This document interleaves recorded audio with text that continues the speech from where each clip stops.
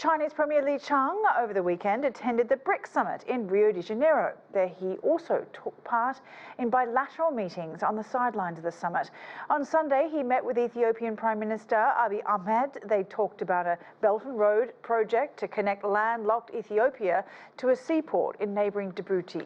Before that, Li addressed BRICS members. He called for cooperation in global development and peace building.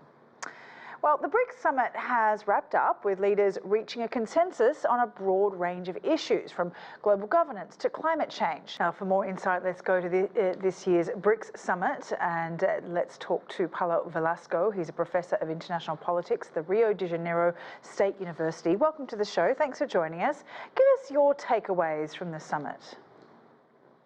Thank you, Sally, for having me in the show. It's a pleasure for me. Well, first of all, I think that the most important issue we can consider is the once again in a BRICS summit, the defense of the reform of the global governance. BRIC members they understand that what we are witnessing in the world is a shift in power relations, and this has to promote. This is important to promote changes, for instance, in the IMF, in the World Bank, in the United Nations. In the Security Council is something very important for Brazil. Brazil wants to become a permanent member, and there was in the final declaration of the leaders of the BRICS group, there was this point, this very important point, defending the reform of the Security Council. As we know, India and Brazil, they both want to become permanent members. A second important key point here we can consider and a takeaway is the declaration of the BRICS leaders about climate finance. As we know, Brazil will host in November the COP30. And one of the most challenging points is the lack of financing in order to promote climate transition, energy transition. And Brazil considers, along with the other BRICS members, this is a very important point.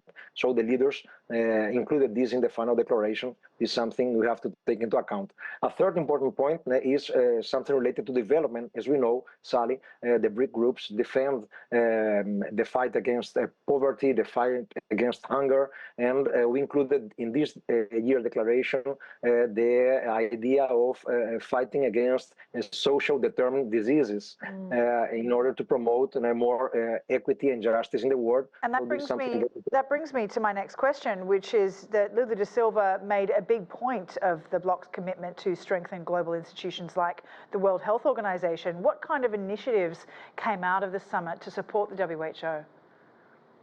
Well, as we are witnessing, there are many states that they are going against multilateralism. They are going against international organizations. The United States withdrew from the World Health Organization, as well as the Human Rights Council in Geneva of the UN. So the BRICS members, they decided to defend the idea of multilateralism, defend the idea of international organizations, acknowledging that this is very important to promote peace, security, and we have to foster a new kind of global governance with more representativity for global South states like those that are part of the BRICS group. So we can say that the BRICS members, they are aligned, completely aligned with the idea of defending and promoting multilateralism and international organizations, as well as international law, going against some states, for instance, the United States with Donald Trump, that go against multilateralism and international organizations in some way. Yeah. At present, the 11 member countries represent more than 40% of the world's population, 40% of global oil production and exports, and 40% of global trade. Does the BRICS expansion signal a structural shift in global economic dynamics, do you think?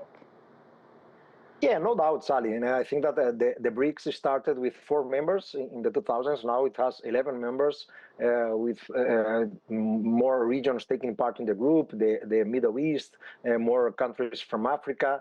And so it's an expanded group, more representative. And when we consider financial and economic points, the importance of BRICS is expanding as well. That's why the group is trying to promote as well a new kind of relation between the members, considering trade and investments using local currencies. This is very important as well. for some years now, and this was part of the discussion here in Rio as well. We are trying to use alternative currencies to US dollar, use local system of payments in order to improve trade between the members, improve investments between the members. This is something very important for all of us to reduce the reliance on the US dollar. As we know, in international context, that's marked by US tariffs and challenges for the international economy.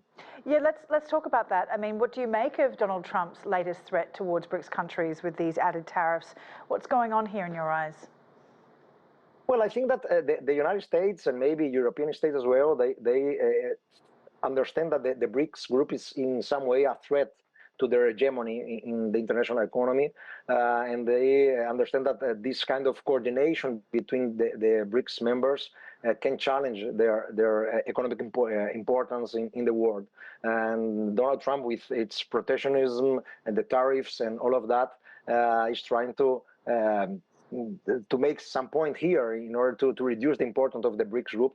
But there is a very big resilience, we can say, in the group, and we are not going to reduce our force or our coordination because of these kinds of threats that comes from Washington. I think it can even expand the group even more. More states may be interested in taking part in the group in order to reduce their reliance on the US dollar in this kind of global trade war that we are witnessing for the last few months.